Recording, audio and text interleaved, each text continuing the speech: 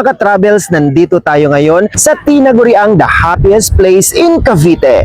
Welcome to Torres Farm and Resort. Halina at samahan niyo ako sa ating natatanging travel adventure ngayong araw na ito.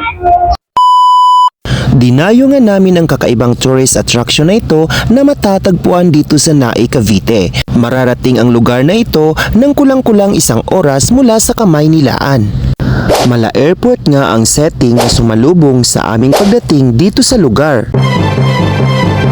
At matapos nga magbayad ng entrance fee na worth 260 pesos for a day tour, ay hito na nga at handa na kaming libutin ang iba't ibang sikat na tourist destination sa buong mundo. Buena mano nga naming nasilayan ang Eiffel Tower ng Paris, France. At syempre, kung gusto mo namang mas mapadali at lalong exciting ang iyong pag-iikot, ay best way ang pagsakay sa mga train na ito para sa ating mga seniors. Guys, meron din silang band parade dito guys. Tingnan nyo guys, ang ganda.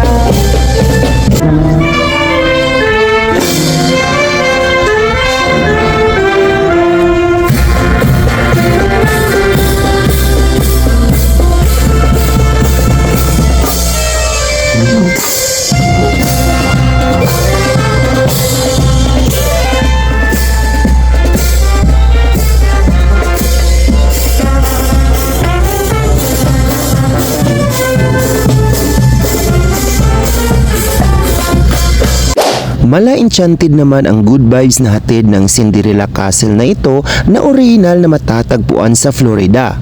Mas lalo pa itong pinatingkad kung iyong personal na masisilayan sa ating bird's eye view. Samantala, di naman matatawaran ang nakakamanghang ganda na hatid ng Burj Khalifa na original na matatagpuan sa Dubai. Siyempre, mas lalo pang pina-excite ang iyong pagbisita dito kung iyong masusubukan ang kanilang swimming package for additional 30 pesos. O diba? Ang saya-saya! Pagkatapos nga natin ma-explore ang kanilang resorts, ay tumungo naman tayo sa napakasikat na tahanan sa Amerika, walang iba kundi ang White House. Samantala, damang-dama mo naman ang winter season sa kanilang makulay na residential village na ito. Dito ay pwede kang mag-overnight staycation kung trip mong itudo ang iyong pagbisita rito. Ang daming mga tumatambay nga dito dahil napapaligiran ka ng naggagandang mga international landmarks. Mayroon ding iba't ibang mga mascots na pwedeng-pwede kang magpakuha ng pictures. Dumadaan din sa lugar na ito ang kanilang mga rolling trains kung saan ililibot ka sa mahigit 30 tourist destination. Oh, diba? In one day, maiikot mo na ang mundo.